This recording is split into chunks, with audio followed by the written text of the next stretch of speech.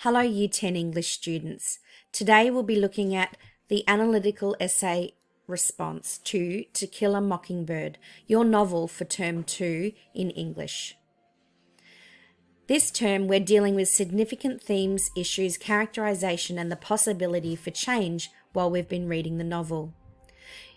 Shortly, you're going to be asked to write an analytical essay in response to one of the following statements.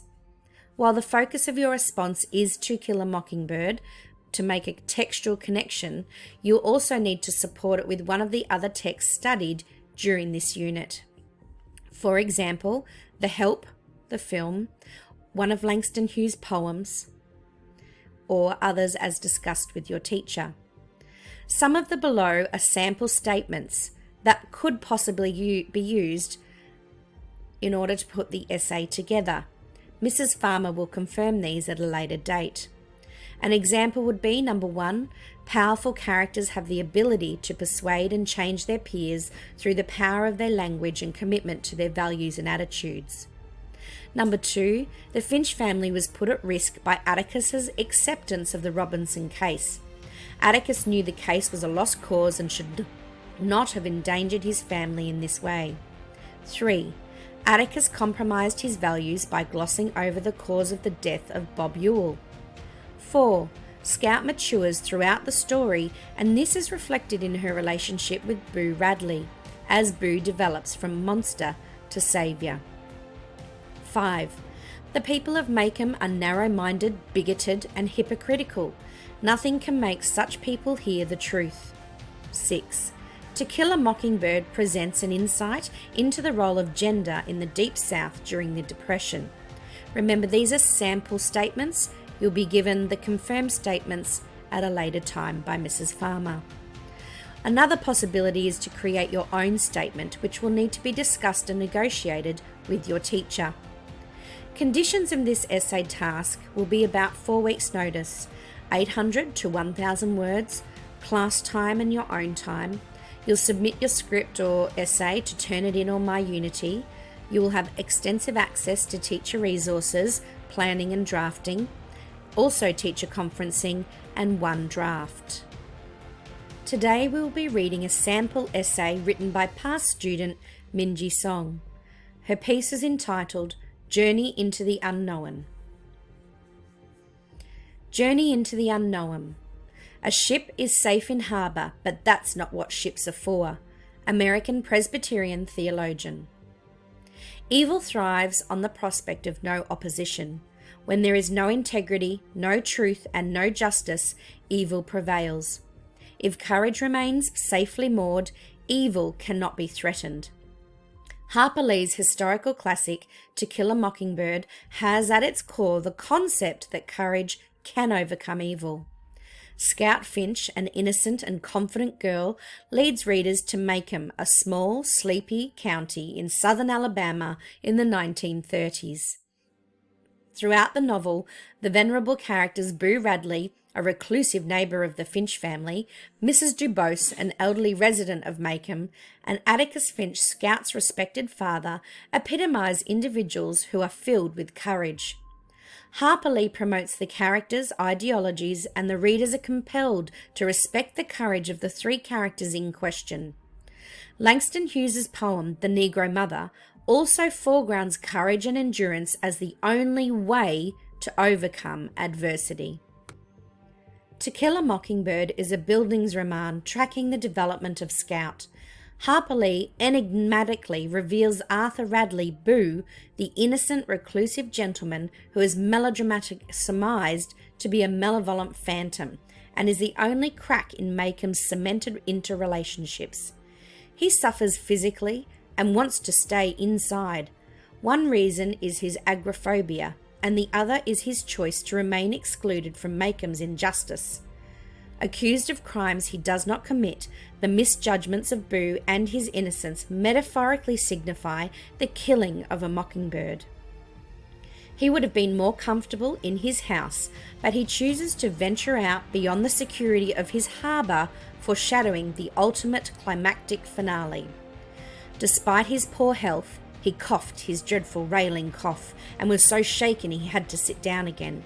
He heroically musters up his courage to save Jem and Scout from Mr. Yule in his attempted revenge on Atticus by harming his unprotected, vulnerable children.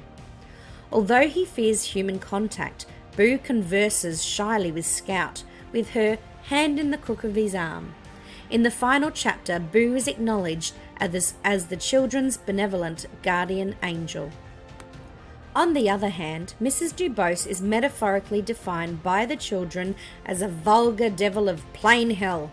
Unknown to Jem and Scout, she is a morphine addict, which results in her uncontrolled, cranky and cantankerous behaviour. She feels the unwanted hate, fright and prejudice from children as they pass by her house.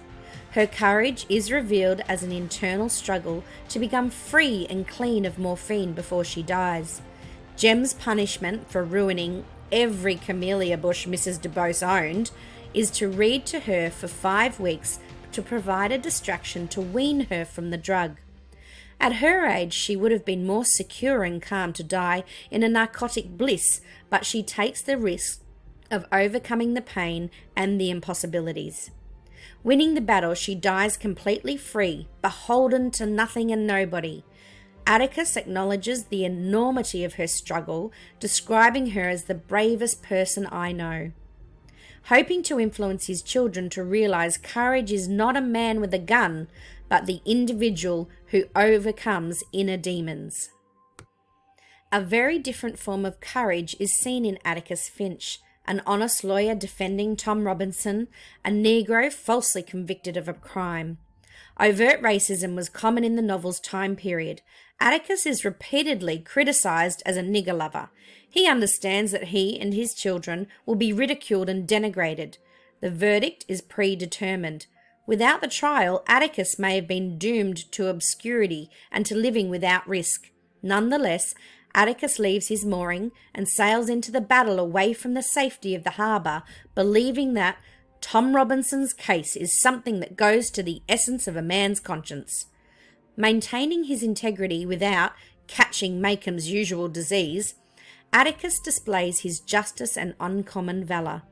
The metaphor of a disease allows Harper Lee to reveal the poisonous prejudice of not only racism, but also class and gender. Furthermore, by exposing every legal technique and logic in his arsenal during the trial, Atticus makes a step, it's just a baby step, but it's a step, in the formidable war against racism and inequality. Metaphorically, this small step has the power to impact the future of the bigoted minds of Macomb. Courage within an individual is also one of the main themes in Langston Hughes' poem, The Negro Mother. Written in 1931, the poem illustrates the tyrannical exploitation of slavery. The Negro Mother is a symbol of the voice of all the black mothers throughout the 300 years of racial oppression experienced to shape American society today.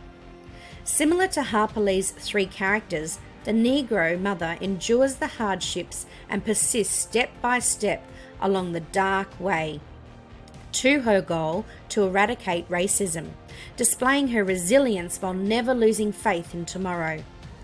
Not only does she withstand the subjugation of white Americans, but also inspires and galvanizes the Negro community to follow her steps as a true leader of an army. The determined leadership and prophecy that "I will be with you till no white brother dares keep down the children of the Negro mother" has proven to be true in 21st century America with the election of the first African American president, Barack Obama. Courage is not defined by demeanor. Courage is not a simple act of accepting a dare or holding a gun. Courage is facing the hostile world, overcoming the desire for a drug or fighting racism. It requires taking risks, sailing into the journey of the unknown without fear, buoyed by the knowledge that with the power provided by integrity, truth and justice, evil cannot prosper. By Minji Song.